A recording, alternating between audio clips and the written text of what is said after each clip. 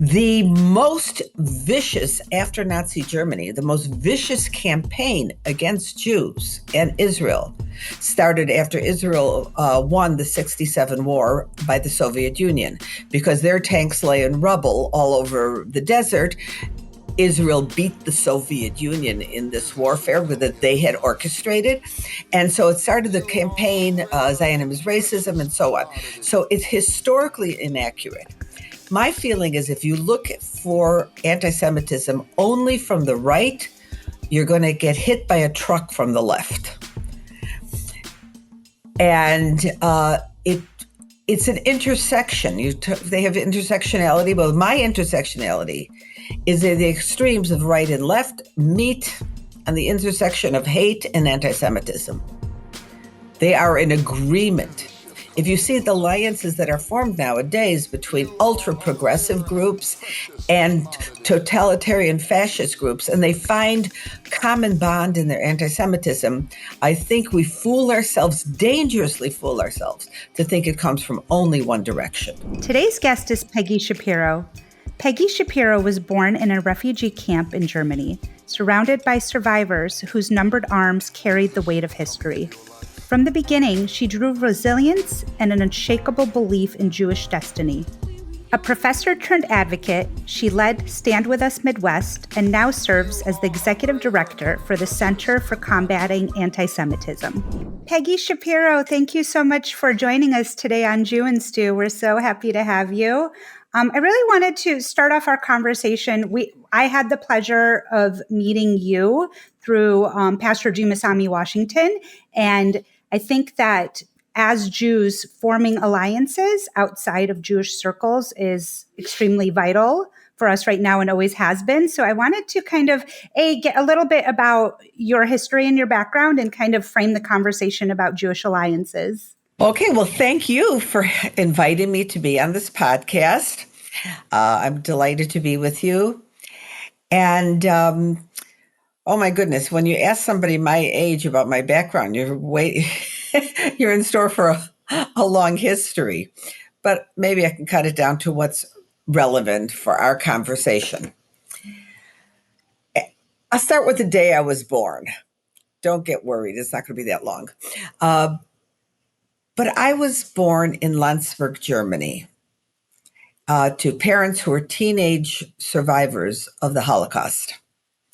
As you may know, Landsberg is where Hitler wrote Mein Kampf, his plan for the genocide of all Jews and the prevention of any Jewish birth.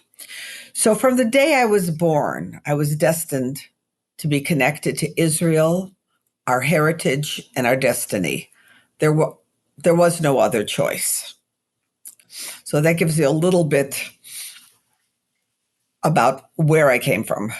You were born in a displacement camp, is that correct? It's a displaced persons camp for people who had survived the Holocaust. They had no home, they had no country. And so my parents ended up in one called Landsberg. It was one of the larger displaced persons camps. So I'm actually Austrian. My grandpa got out from the Kinder transport. On my other side, they were partisans fighters. It's a whole different story.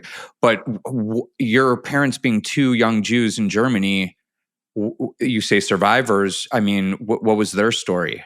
So actually, they were from Poland, and my father was from Szanów, which is right by the Polish-German border. And that's an area that had frequently, at one time it was taken over by Germans, the next time the Poles took it over. It was constantly in flux. That's why my maiden name was a German maiden name, Rosenbaum, because part of the time that territory was German. My father went into concentration camp, a slave labor camp, shortly after his bar mitzvah. The Germans came, they took over the town, you put people in ghettos, and the conditions were terrible. But they told young people, if you volunteer to work for the German government, your parents and family will be safe. So without telling his mother and father, he was almost 14 years old and very tall. He looked older than his age. My dad was over 6 feet tall, which for a survivor was pretty remarkable. He volunteered. Of course, the German end of the promise didn't hold, and his family was all murdered. But he went through a series of camps, including Gross-Rosen, and survived. There is no story of survival without a miracle, and both my parents had those miracles. My mother was from a town in the south of Poland called Sosnowiec, and the Germans came into her town shortly after the war began. Initially, the Jews tried to escape and they tried to run east, but in their carts and carriages and horses, they couldn't outrun the panzers, the German panzers, and so they were soon surrounded. Again, the Germans took over everything they had. They stopped the kids from going to school. My mother and her brother went secretly to a school while they could, but it really meant getting caught meant death to the teachers. And then when they gave her work. There was no pay for the work. She worked in a flashlight company in the town. One day, Nazis came in, heraus. All the women working were transported to concentration camps. She didn't get to say goodbye to her family or see them. She left without a shirt, with nothing. She couldn't even, although even the people who packed, most of the things were confiscated. She left at 14 with absolutely nothing and went through a series of camps. And again, to tell my parents' stories is the subject matter of at least 2 other podcasts, but they survived. Between them, they lost 182 family members. And yet they met after the war and fell passionately in love. I have never seen a romance like theirs. I grew up thinking all parents hold hands every day, and father comes home from work running around the house tickling his wife. But I later learned that that's not necessarily the case.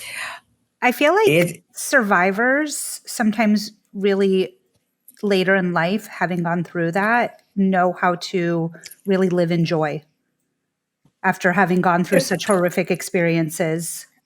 I want to show you a picture. Please. Just give me one second. Get it. Yeah, and we'll add it into the podcast. It's funny. We were talking about today about my grandparents getting married as partisans fighters in the forest. She can't hear you, but I'm telling you just yes. how Tell Peggy what you just said. Oh my goodness. Oh wow. Cool. So that's beautiful. I have another Your picture of my mother. Stunning. Yeah, this is, they met my mom. I think she was 7. Yeah, she was 17 when they met. My dad was 18. And just a quick story. I know we're supposed to talk about everything, but a quick story. He was very handsome, and she was taken with him. But there was another young man who was also interested in her. And both young men lived together because there were very few places for Jews to live. There would be 8 to 10 guys living in one apartment and a bunch of girls living in another. And so both of them were pursuing her. And it was before her 18th birthday. The other one had a cake made. You may not think that this is a big thing, but in the situation right after, this is weeks after liberation, to find someone to get someone to make a cake was a big thing. My dad came in, he saw a cake on the table, and the other guy was in the shower. So he took the cake. Oh, no. And he ran to my mom and gave it to her, and she was so impressed. The other guy came a couple minutes later, his hair wet, yelling, "Why do you have?" But they ended up together, and really in a relationship that was a blessing to their children. I was saying to Simona when you got up, my grandparents met in the forest as partisan survivors and got married there, and it's just life kept living, like even after this tragedy, and that's why I think today sometimes, and we'll get here chronologically, but it just I don't know. There's something about Jewish joy that is really important to CJA in general, and keeping Jewry alive in the zeitgeist and making people remember like what we're fighting for. Because even in the forest, they kept living and baking cakes. It's just amazing. It is, and it's the idea that the resilience. I wouldn't have blamed them if they didn't trust in human beings. I wouldn't blame them if they were pessimistic. I wouldn't blame them if it were remorseful or whatever. Nothing. We had a happy house. Every holiday, every birthday, every anniversary was a bigger celebration than most people, because my mother's philosophy is every time we celebrate, Hitler turns in his grave. And so it Absolutely. was, there were a lot of celebrations. My aunt turned 50 right after October 7th happened, and she was going to cancel her birthday party, and she decided to have a huge dance party in her backyard filled with, Jews, non-Jews, people dancing and celebrating life, because I think that's so important for us as Jews, that we continue to celebrate life. The Midrash has that they used to have wedding marches, down the road. The wedding couple would march on the street. They didn't have big banquet halls the way we do now, and they had funeral processions. If a funeral procession and a wedding procession meet and have to cross the road, the wedding procession has priority. And that's the Jewish tradition. You always choose life. That's beautiful. No, that's allegoric for our ethos.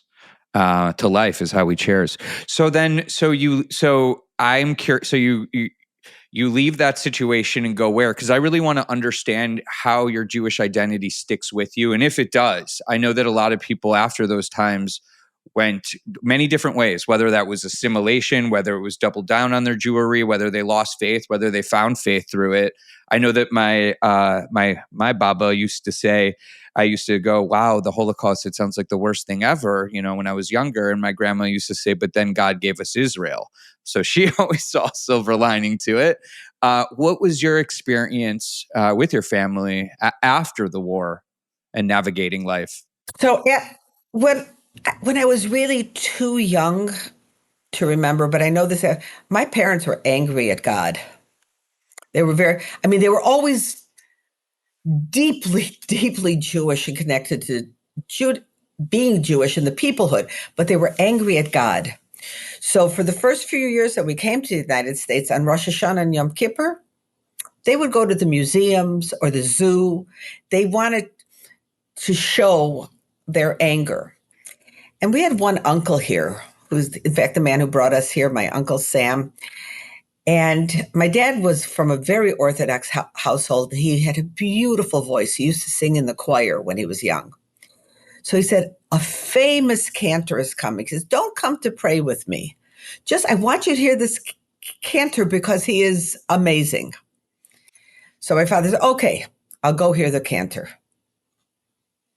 And after that, everything changed. We had Shabbat.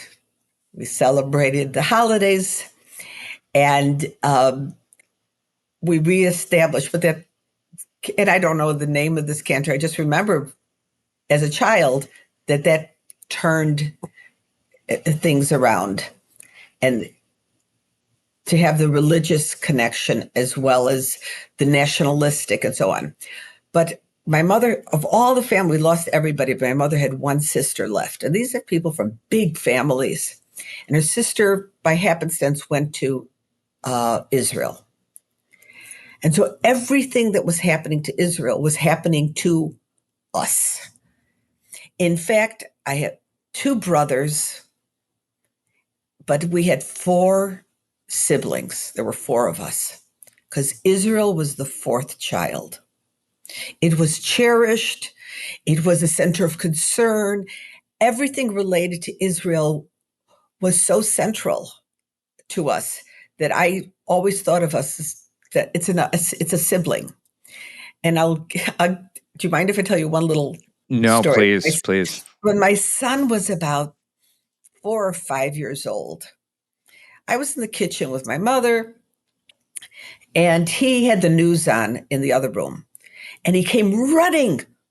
He said, "Monkeys are fighting in Israel. Monkeys are fighting." And I went to watch. What is he watching? There was guerrilla warfare in Israel. And he didn't know guerrilla monkey. He came, but it just showed that we were so hypersensitive to everything that even a 4-year-old knew that something's happening in Israel. He had to report it. It's same. I growing up, I feel like my Israel, that was my Jewish identity, was my Zionism, because I think what we understood in my household was Israel was never again, that everywhere else we were a guest, and Israel was the only place that we've been living for 3,000 years. And so I think we always growing up knew the existential nature and how important Israel was, even before religious Judaism kind of took place. In fact, I would still say I'm not religious in that I'm a very big Zionist, and that's part of my Jewish identity first. A Jewish identity is multifaceted. Yeah. I thought that everybody had Israel Bonds parlor meetings in their home. I didn't know that there was such a thing that some people didn't have it. During the 1967 war, I don't think any Jews exhaled for those 6 days. I was a kid with my parents, but we were on edge. We're breathing and living Israel. My parents were someplace on the far south side of Chicago. I don't know what they were doing. News came over the radio. Israel won the war, and it was over. My parents, for the first and only time in their lives, went into a bar and had a drink because they just couldn't drive all the way home without saying l'chaim and celebrating it. So it's not a decision I made as an adult. Oh, I think I'm going to be a Zionist. I'm defending my brothers and sisters, literally my brothers and sisters in Israel. How old were you when you came over? I was 3. I was Where did 5 you land? when I came over. Oh, yeah. I was. We came through Ellis Island, and then took the train to Chicago. Wow. And Like actually came through Ellis Island. I mean, people don't do that anymore. There's no. I know. This is how old I am, But that's amazing. Like being 5 years old and like coming through Ellis Island and seeing Three. 3. I'm so sorry. Yeah. 3 years old and seeing the Statue of Liberty. I mean, do you have any memories from that? I remember when we came here, my aunt and uncle who greeted us. And I remember my father going out for the first time, going shopping and going to a grocery store and bringing oranges and bananas. He said, "What a country. Look, you could just go and get all of the." He was so excited just by what's available. And a short while later, he went and got a pizza. And I remember he bringing the pizza to the house, and we were trying this American thing. And he says, "I think the box might taste better than the pizza." But later on, we learned to like pizza. But that's one of the earliest experiences. So here's my question. You really were up close with the Nazis. Your family was, right? And we know that Jewish hate has stemmed from the extreme right, or at least when we think of like the ghosts of history's past, even though they were a socialistic, think of it as like the extreme right. We think of it as like Hitler and a regime coming to power with all power and absolute power. And you allude to your age. And the reason why I'm bringing that up is because I find, I'm just going to say it bluntly, a generational gap with understanding the current climate of anti-Semitism. When I speak to my folks, let's say, they still think it mostly manifests from the same place. And I think you might offer a very unique perspective, being in the advocacy world, kind of seeing how Jewish hate is fermenting in today's climate, and the differences and the similarities. Do you see that in today's ecosystem? So first of all, it's a misconception to think it only came from the right. In the middle of World War II, one of my mother's cousins was a communist, active in the Communist Party, fighting against the Germans. And because he was Jewish, he was turned in by his fellow communists. The most vicious, after Nazi Germany, the most vicious campaign against Jews and Israel started after Israel won the 67 war by the Soviet Union, because their tanks lay in rubble all over the desert. Israel beat the Soviet Union in this warfare that they had orchestrated. And so it started the campaign, Zionism is racism, and so on. So it's historically inaccurate. My feeling is if you look for anti-Semitism only from the right, you're going to get hit by a truck from the left. And it's an intersection. They have intersectionality. Well, my intersectionality is that the extremes of right and left meet on the intersection of hate and anti-Semitism. They are in agreement. If you see the alliances that are formed nowadays between ultra-progressive groups and totalitarian fascist groups, and they find common bond in their anti-Semitism, I think we dangerously fool ourselves, to think it comes from only one direction.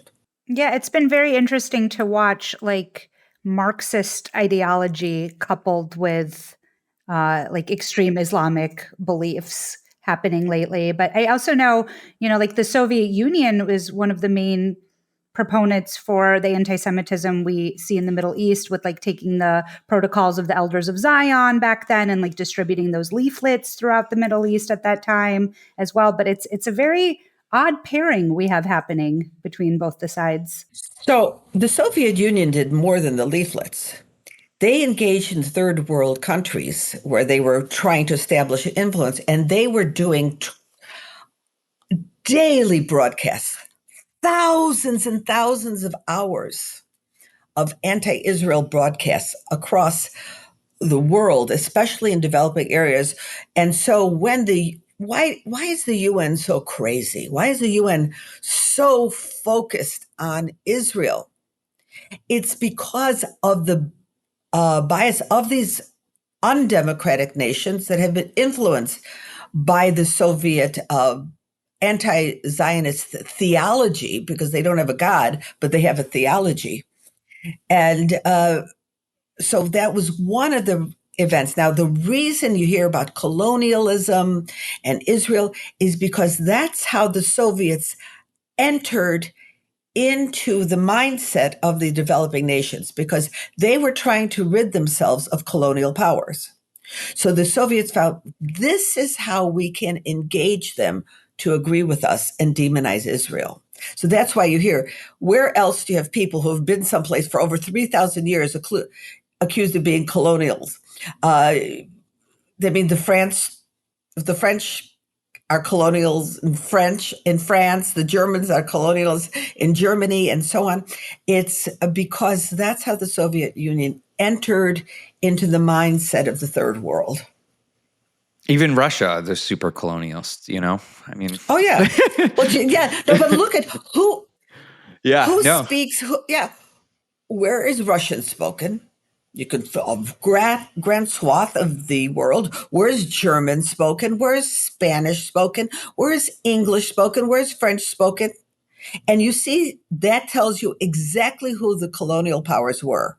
And where is Hebrew spoken? This little tiny place that the name of the country can't even fit in the country on a map. So why do the Islamists, the fundamentalists, where I guess you said it best, the only common denominator is that they hate Jewish people. I can't think of, like, as far as ethos, like, let's say these super liberal people, well, they stand for liberalism, supposedly, for women, equality for women, egalitarianism, gay people. And then all of these regimes that they say that they support, whether it be Iran, Hamas, are all antithetical to any liberalism. So they really just unite over hatred. I don't see anything else on the Venn diagram that puts Islamic fundamentalists and super progressives together, other than, like you said, this power grab and hate for Jews.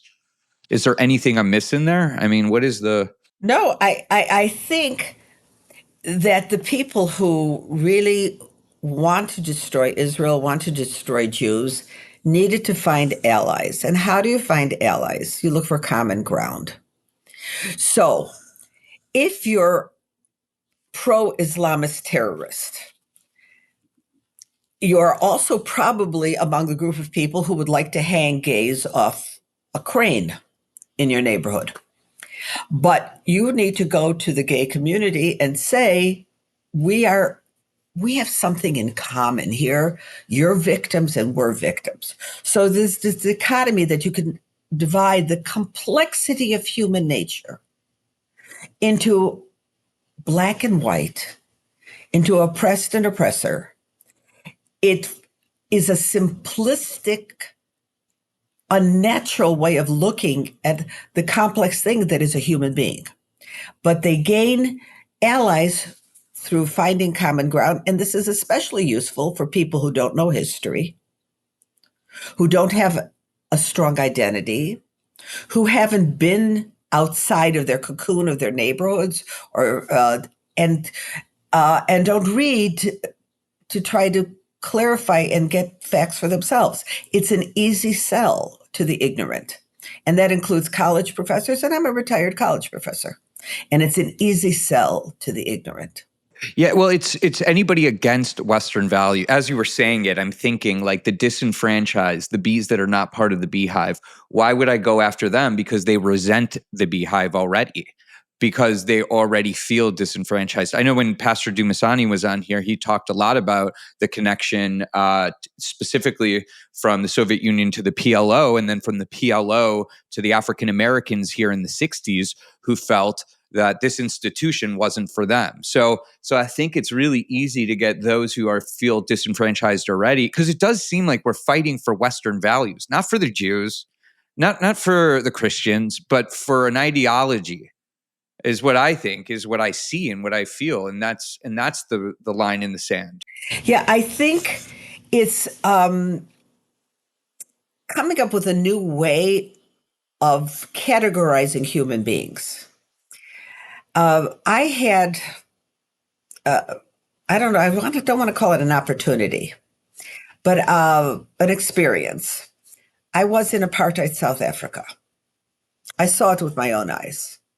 I saw park benches marked Nia Blanca, Neta Blanca. Every person of color had to carry a passbook because they classified people into racial categories. Neat racial categories that had nothing to do with genetics of who you are. So you had the English, the Dutch, coloreds. Dutch were Afrikaners, English, coloreds, and Bantus. Now, Bantu were black. And they wanted to put people into neat racial categories. Now, where else did we see this? Oh, yes, Hitler. This is what's happening now. They want to put people into very neat categories of who they are. They go against anything that's your genetic makeup or human nature. So it's a simplistic way of thinking and very dangerous. It was also in the Soviet Union, where I was born and my parents grew up. And recently, my mom was sharing a story with me when she was in elementary school. The grade book the teacher had the student's name and what nationality they were. And if you were Jewish, it would just say Jew next to your name in the grade book.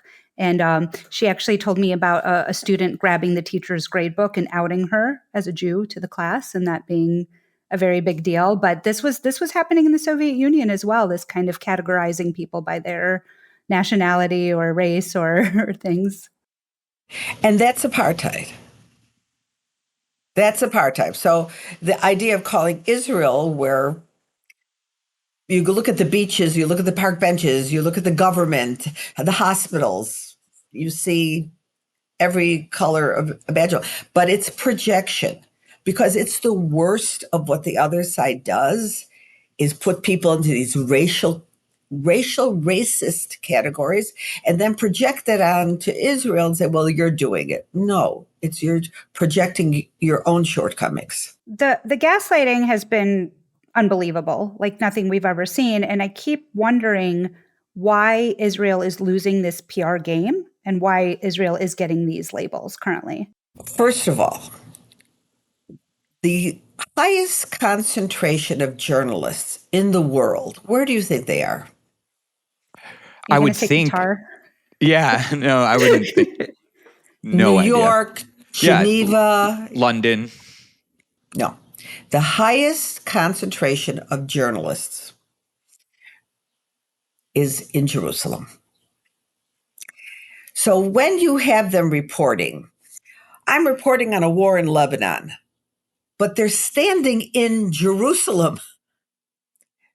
They're not they're not they're not going to report there. They're standing in Jerusalem and pointing to where Lebanon is. Now they're there as journalists, and therefore they have to report. And when they're so close in a tiny country and everybody has to report something, they look at Israel with a magnifying glass. You know, if you look in the mirror with a magnifying glass, you're going to find every flaw that you never wanted to look at because you're so close up. That's part of it. The other part is that when they go to the other side, when they're with the PA or when they're with Hamas, they're strictly regulated. I mean, not just, oh, we'd like you not to cover that, but if they cover the wrong thing, they could be dead. So you see these staged Hollywood productions. I don't know if you remember years ago, quite a number of years ago, at least 10 years ago or so, there was an Italian journalist who took a picture of the Palestinians at a jail window with blood on their hands. And this is an important symbol, blood on their hands after they had mutilated Israelis that they had captured. He was quickly sent back to Italy, and his newspaper apologized to the Palestinians. Oh my God. Those Ugh. hands So, became quite famous too. and those And hands represent Jewish blood, Jews who've been kidnapped, mutilated, and the perpetrators proudly showing off the blood on their hands. And the newspaper apologized to the Palestinian Authority. And now we have celebrities wearing those red hands at galas.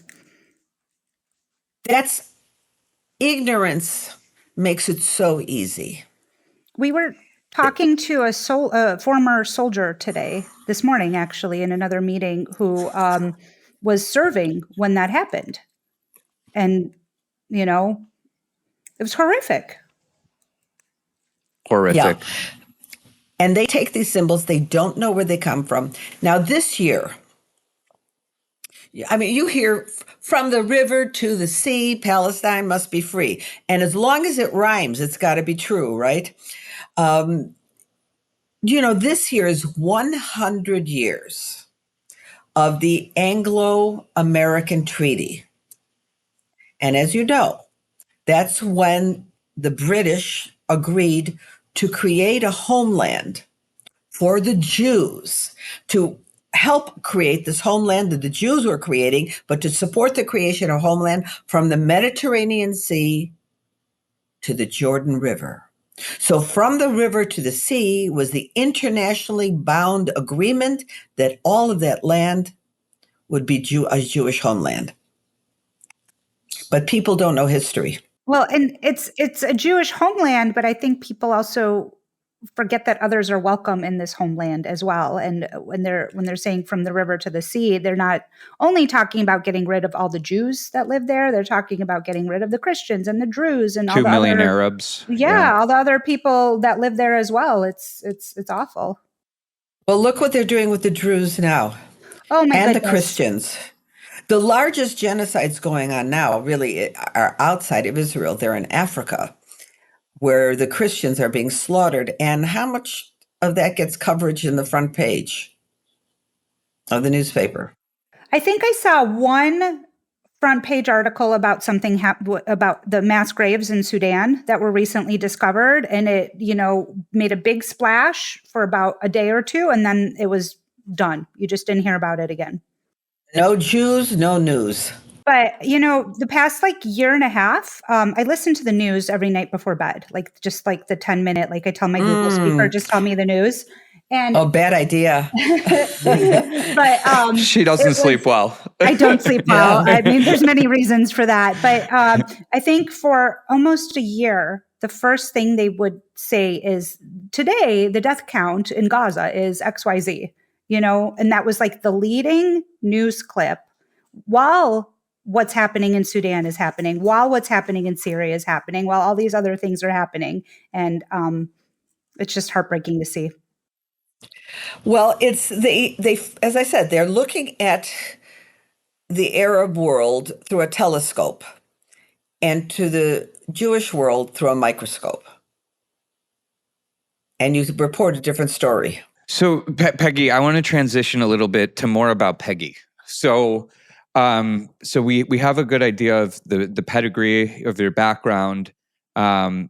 Was there an ancestral calling to get involved in advocacy? When did that start? I mean, as soon as I got into this world, people were like, "Do you know Peggy Shapiro?" So I know that you've been you've been fighting the good fight for all of us, even before we even had any idea. Before you were born. I'm older than you think, but yeah. So tell us your story about getting into this world, even with the proverbial boogeyman seeming very large and everywhere. What is your introduction to it? Well, really, it started at a very young age. My parents always said, if you see something wrong and you're silent, you're part of the problem. So I could not be silent. And I was in kindergarten, and there was a little girl, Melody, that I don't know why kids were picking on her. Everybody, this happens with children. You don't know why one child becomes a target. And I was so disturbed by it that I said, well, if there's something wrong and I'm not going to be silent. So I said, I'll play with her. And the next day, nobody would play with me. And I came home crying, saying, this is not working out, But it started that either I'm part of the problem or part of the solution. And the more I hear of things going on, I'm incapable of just sitting back and letting the bad things happen. I don't know how much difference I'm making, but I know that at least I'm putting in the effort. What specifically organizations? Where was the start? How did you even get involved in the first place? So when my kids were little, moved to Northbrook, and I joined a congregation, and Elie Wiesel was coming to the congregation. And Elie Wiesel, and they said, oh, who wants to be on the Elie Wiesel committee? And I did, and I then became chair of the committee and brought Elie Wiesel in, and he had Shabbat at my house for 26 years.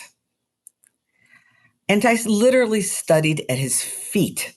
I was soaking in every word that he had to say in perspective. And as much as you heard him in public, there was nothing like just asking him questions and listening to his profound, insightful answers that connected you to the past and to the future and to a depth of humanity. And so after becoming friends with Elie Wiesel, and we were friends.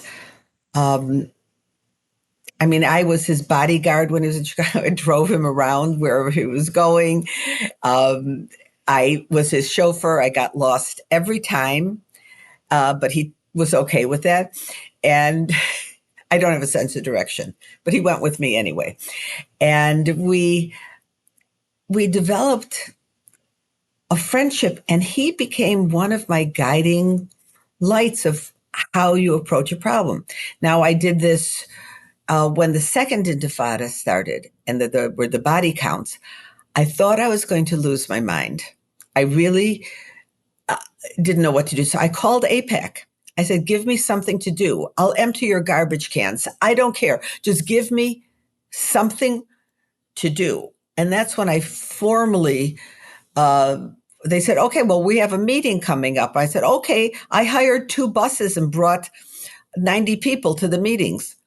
The AIPAC, and they said, you did what? I said, oh, you said you had a meeting and you wanted people there. And I was serious. I had to get involved for my own sanity. And so I started with that. I was involved with Protect Our Heritage. And then I found, after I retired from the city colleges, of my first retirement, first of several, that I still needed to do something. And so we started a regional chapter of Stand With Us in the Midwest. And it became the wind beneath my wings. They gave me the resources to do so much and to reach out to people all over the world and do outreach that really lifts my soul. Can I tell you one example? Please, yes.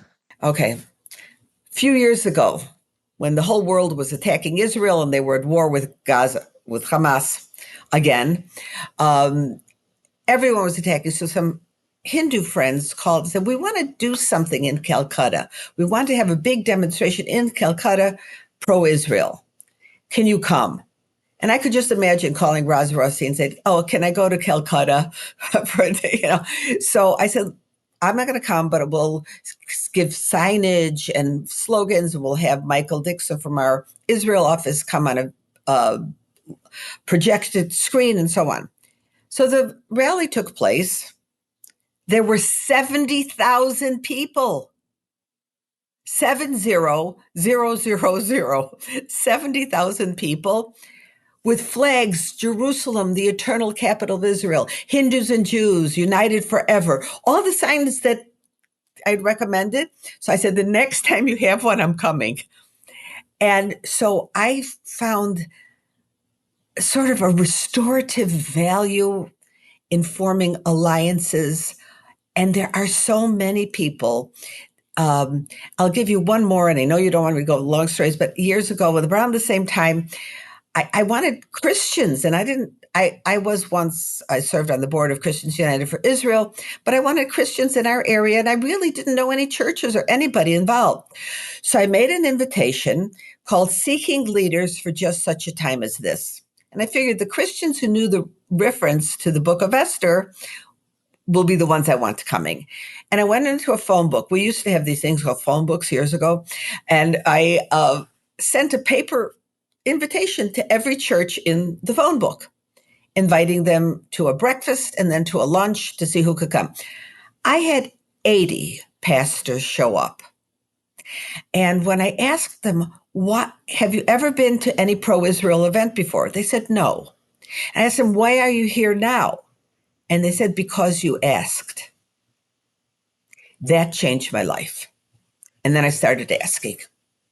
And that's how I met Dumasani and Joshua and so many other amazing people.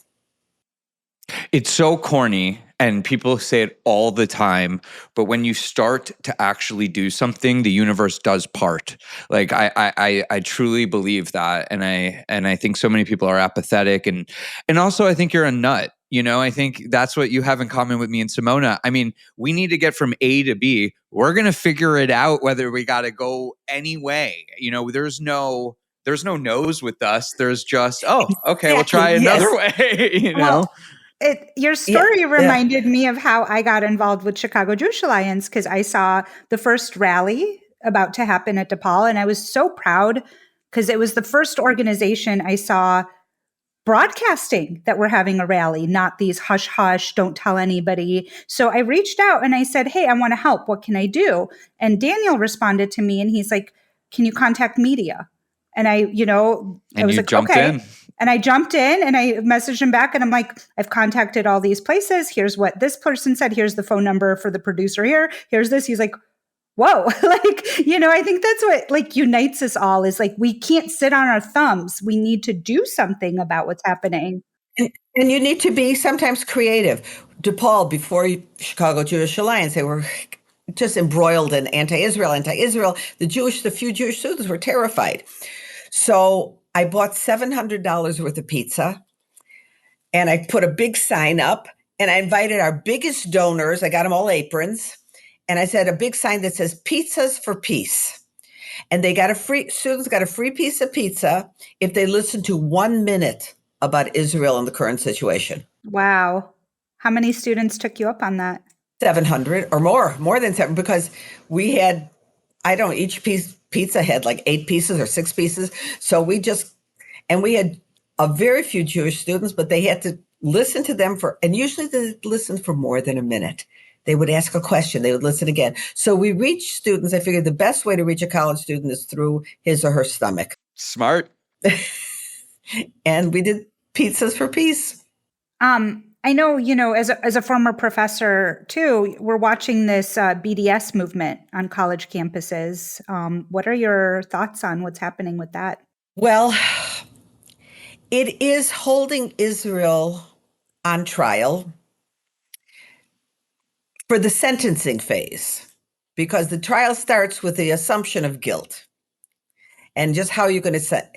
There is, up to recently, there's no real economic consequence, but it's demonizing. And once you demonize a person or an entity enough, and that's the goal, that's not my goal. That's what Omar Barghouti said is his goal. You demonize and demonize it, and eventually you can turn the Jews in Israel become non-human, and then you can turn against them and inflict any kind of pain you wish. So BDS is a threat. That's why about 11 years ago, I worked with a small group of people from different organizations. We said, we have to build an economic iron dome. And we started going state by state and passing anti-BDS laws so that Israel's economy will not be targeted. If you want to you could choose. You want to do business with Georgia, the state of Georgia, or you want to do business with BDS. So now we're in about 37 states. We've taken $3 trillion off the table for BDS organizations or BDS entities and companies, and probably prevented a lot more from engaging and saying, even if they wanted to go into BDS, say, we can't, sorry guys, we'd love to help you, but we have a state law. So these laws are really extremely powerful. They are not a silver bullet, nothing is, but they've been very helpful. And you said it was 37 states now that have these laws from your work? About 37 states. Yeah, I worked on 30 of them, but there are about 37 states that have these laws. That's amazing because we're watching, unfortunately, so much new legislation coming about that's not necessarily favorable to Jewish people or to Israel. So it's wonderful to hear that these laws did get passed in so many states. Yeah, and they really have helped with Ben and Jerry's, Airbnb. A lot of other companies decided it's economically better for them, Unilever, to not engage in economic warfare against Israel, against an important trading partner and ally of the United States. So Peggy, so you gave us a great background even into your getting into Stand With Us, and I know how much you've done with Stand With Us. I mean, we had an event and you helped with it, and you brought out probably the majority of the people for the event were there with Stand With Us. But now you're on to a new venture. Can you maybe talk about that and what you're working on these days? Oh, I'm so excited. It's still part of Stand With Us, but we have a Center for Combating Antisemitism. I'm the executive director, and we do training because over half the people in this country do not know what the word anti-Semitism means. Far more than that, can't recognize it if it bites them in the nose. So we are doing anti-Semitism training that fits in to corporations, hospital systems, whatever, their existing anti-discrimination training, which is usually mandatory. We create educational components that fit right in, and so that it clarifies, it illumifies what anti-Semitism is, so you can't address it if you can't identify it. And now we have in Florida, we have been taken up by Mount Sinai in Miami Jewish Health, here Pediatrust, and it's a short training unit that goes right into their learning management system and helps people recognize what anti-Semitism is, its contemporary and classic manifestations, as exemplified by the International Holocaust Memorial Alliance definition of anti-Semitism, IRA. We also have, I'm working with police departments to do training there. And we now have in the state of Nevada, we've written the module for their education system, higher education. So anyone of faculty, staff, administration in any higher education in Nevada that's funded by the state has to undergo this training to be able to recognize anti-Semitism. So we've written the module and it's now being used for about a year in the state of Nevada. How does Zionism work into the training? Because one of the things you hear a lot is anti-Zionism is not anti-Semitism, but for a lot of us, we can't separate our Judaism from supporting Israel. So how does that work? So that's why this, and I hope you have a session one day on the IRA definition, because it's probably one of the most important proactive measures we can take now. Anti-Semitism used to be directed against the individual Jew. The Jew has to justify his reason for existing. There are all kinds of negative stereotypes. We're greedy. We control the world. We're parasites. The religion is demonic. And these were all attacking the individual Jew and calling for the destruction, the murder of the individual Jew. However, it's like a virus that mutated. And nowadays, we see some of these same stereotypes, but directed against the Jewish collective, that is the state of Israel. So they use whatever is the most negative thing in society, let's say racism. We're all against racism. So they applied that to Israel. Apartheid, it's an abomination to mankind, apartheid. So they applied that to Israel. So this is why the definition and its 11 clarifying examples is so important, because it helps us recognize, or as I say to the physicians who we train, it helps us diagnose anti-Semitism as it manifests today. And I would encourage every single person, Jew and non-Jew, to take a look at the International Holocaust Remembrance Alliance definition, its examples, so you can see they're not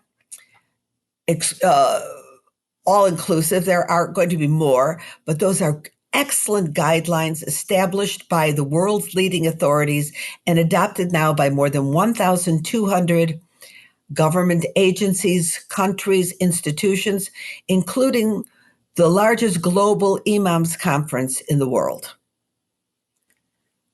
So that is what we're doing, getting people to understand what it looks like today. And if you look at anti-Zionism only the way it expressed itself in 1942, you're not going to recognize it in 2025.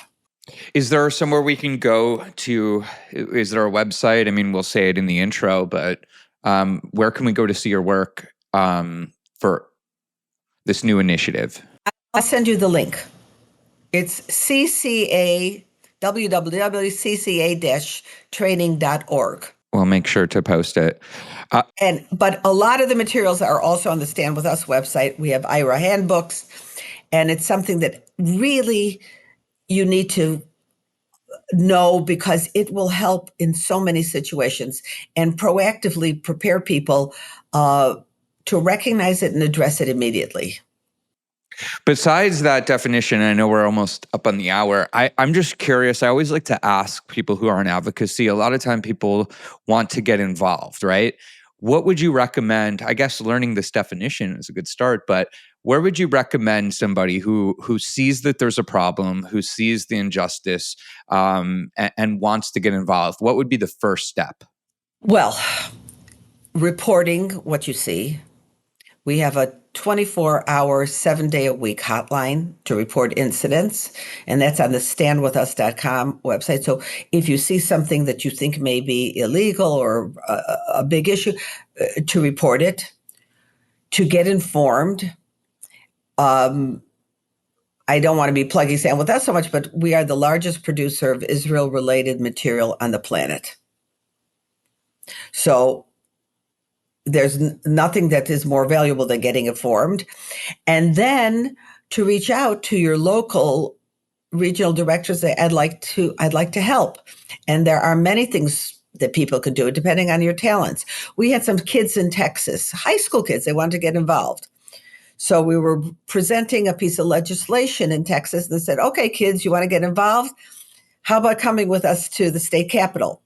These kids got school buses, convinced their teachers to give them a day off, which I guess they liked anyway, spoke to the governor about the legislation, lobbied for us. And at the end of the hearing, the governor called all the students in to talk to them and left the adults and the lawyers and all the legal geniuses outside and was just talking to the kids. So it doesn't matter how old you are.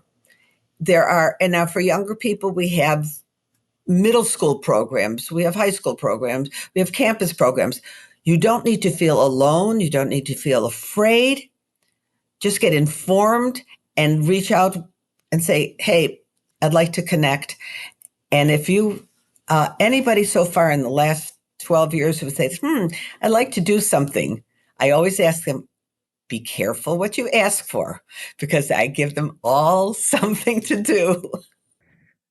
Well, I'm sorry. Go ahead, Simona. I was going to ask, if somebody does report something, what happens? Because, we often deal with instances in Chicago public schools or things that happen in Chicago, and they're reported up the proper channels, and there's not action often taken, unfortunately. So what happens when somebody reports with Stand With Us?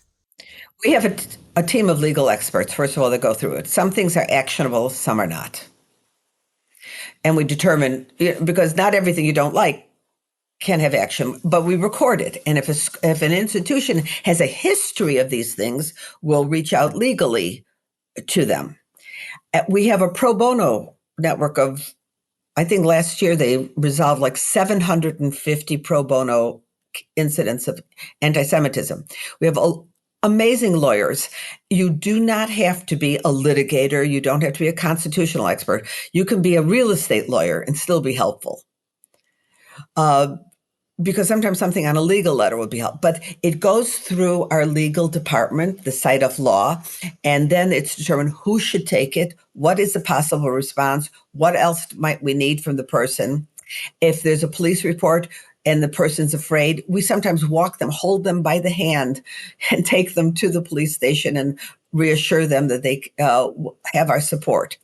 So there are many, we take action when it's possible, and often it is. Well, Peggy, I just want to end this by saying, for me, and I probably speak for Simona and the rest of the Chicago Jewish Alliance, you have paved the way so that we could exist here. And I think like early on, we couldn't find voices. We were just trying to see who was like-minded, who was, going to fight back. And you're an OG. You are like, really, I mean, people talk about bear Jews. You're the original, and we appreciate you so much. It validates the work that we do, because sometimes we don't get that. And so we don't feel alone when you're here. And so we just appreciate all the work that you're doing and all the work that you continue to do. And I appreciate you, because knowing that young people are taking up the mantle is very important, and that you don't agree with what the shash still philosophy is? No, and I should know. My parents spoke Yiddish. No, shash still. Be quiet. Maybe they won't notice that something's going on. It's never worked. It doesn't work. And it's insanity to keep trying to do something again and again that doesn't work. If you stand tall and proud of your Jewish identity, your love of Israel, that's the way to defeat enemies. I couldn't agree more. Peggy, thank you so much for joining us today. And thank you for having me. Appreciate it. Bye-bye. This has been Jew and Stew, a podcast by the Chicago Jewish Alliance. Thank you for listening, and thank you to Peggy Shapiro for reminding us that resilience and courage are an inherence of the Jewish people. Stay tuned for more voices, more conversations, and more strength for the road ahead. Follow the Chicago Jewish Alliance to stay in the loop, and subscribe to this podcast so you can see what's coming next. We are going to have speakers that represent the entire spectrum of the Jewish community, from philosophical thinkers, from soldiers, people on the front lines of advocacy work on universities. Thank you for being here. We'll see you next time.